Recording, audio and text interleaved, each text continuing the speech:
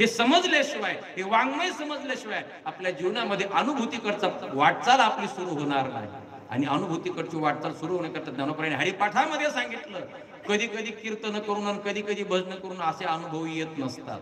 नित्य नेम नामी ते प्राणी दुर्लभ, लक्ष्मी वल्लभ तया जवळी.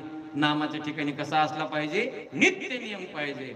जसा चहाच्या ठिकाणी नित्य नियम असतो, उठल्याबरोबर ब्रश झाला की चहा लागतो म्हणजे लागतो. सासूबाईंचा चहा जर थोडा लेट झाला, काय झालं का व्हायगा चहा, सुनाला मला चहा लागतो म्हणजे लागतो, चहा नाही घेत डोकं दुखतं माझं, चहा नाही घेतला तर. एवढं ऍडिक्शन आपल्याला झालेलं आहे. चहा जसा नित्य नियमाने लागतो तशी साधना नित्य नियमाने केली पाहिजे. पण आमची साधना नित्य नियमाची नाही, सवडीची साधना आहे आमची, सवडीची साधना. बघू जसा टाइम बनल तसा. समजा शिंदे साहेबांनी जर कोणाला सांगितलं या आपल्याकडे नामसप्ताह चालू आहे, बघू टाइम भेटला तर ड्युटीतून. आपण परमार्थामध्ये सवड बघतो, सवड शास्त्रीचा परमार्थ आहे आपला. भेटली सवड तर कीर्तनाला येणार, भेटली सवड तर आपण भजन करणार, भेटली सवड तर ध्यान करणार. पण प्रपंचातल्या गोष्टी मात्र नित्य नियमाने करणार आपण.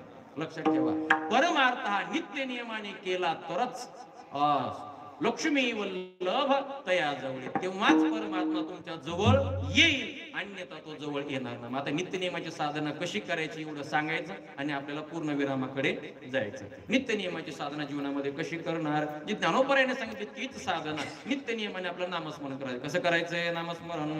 निवृत्ती ज्ञानदेव सोपान मुक्ताबाई एकनाथ नामदेव तुकाराम.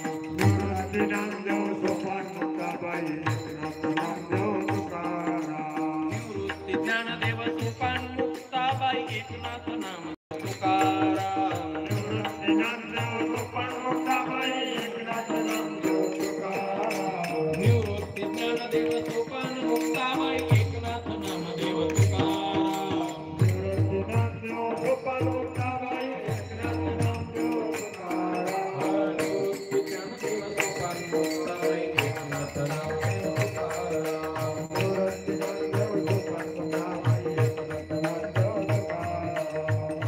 एकनाथ नामदेव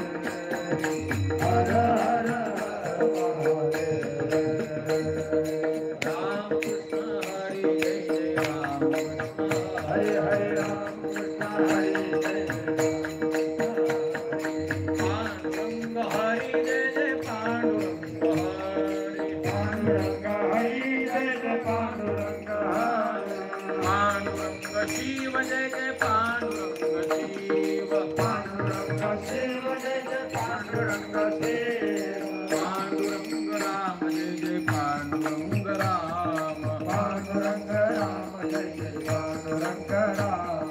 पांडुरंग कृष्ण जय जय पांडुरंग कृष्ण. पांडुरंग कृष्ण जय जय पांडुरंग कृष्ण. पांडुरंग पांडुरंग पांडुरंग पांडुरंग. विठ्ठल विठ्ठल विठ्ठल विठ्ठल विठ्ठल विठ्ठल विठ्ठल विठ्ठल विठ्ठल विठ्ठल विठ्ठल विठ्ठल विठ्ठल विठ्ठल विठ्ठल विठ्ठल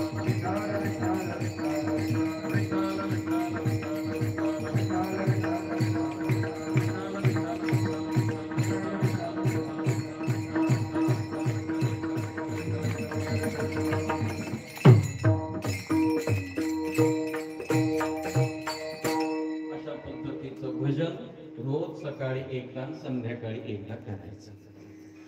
भजन झालं ते कधी करायचं?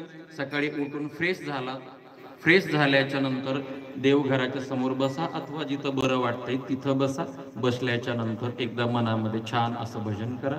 येत असेल तर गणेश अथर्व शीर्ष, उजवा हात जमिनीवरती पालथा, डावा हात अशा पद्धतीने मांडीवरती ठेवून गणेश अथर्व शीर्षाचं पठण करा. ओम नमस्ते गणपतये त्वमेव प्रत्यक्षं तत्त्वमसि त्वमेव केवलं